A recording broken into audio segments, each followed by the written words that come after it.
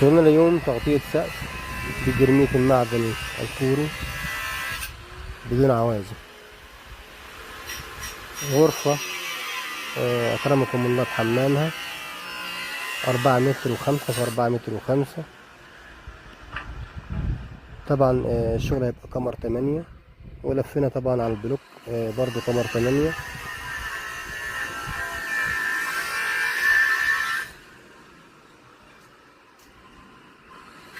وهذه غرفة أكرمكم الله مع حمام 6 متر في 3 متر.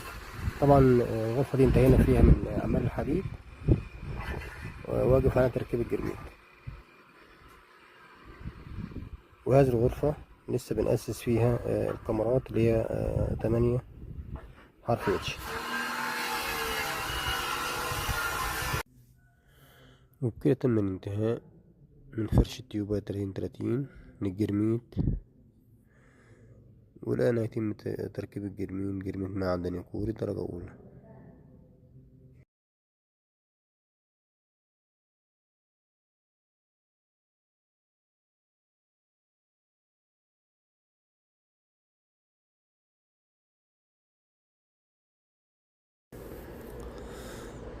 طبعا ضروري جدا تركب تيوب تحت الجرميد فوق الكاميرات، علشان لما تيجي تركب الجرميد فوقه يبقى أعلى من المنطقة اللي هي اللي راكب عليها الجرميد، وتركب عليه بعد كده شريحة العزل المائي اللي هي بتبقى 10 سم.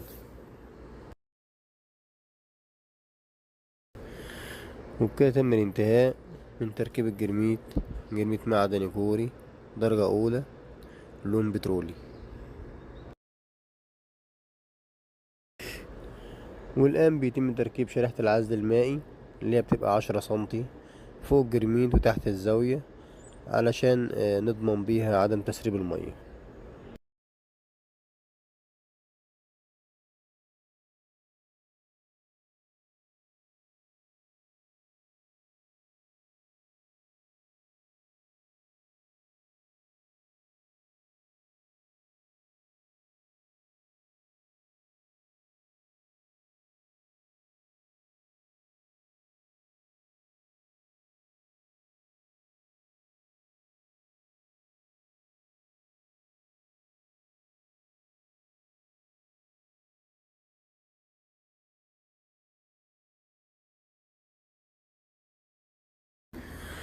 وبكده تم الانتهاء من تركيب الزوايا.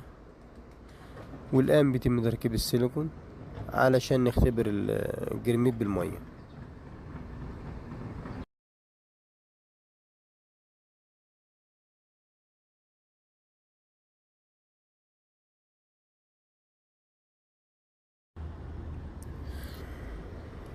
وهذا من الداخل بعد اختبار المية. طبعا لو في اي تسريب ولا اي شيء بيظهر على الجدران، او بتلاقي الجرميد بينقط لنا طبعا. وبكده تم الانتهاء من اختبار المية وتركيب الزوايا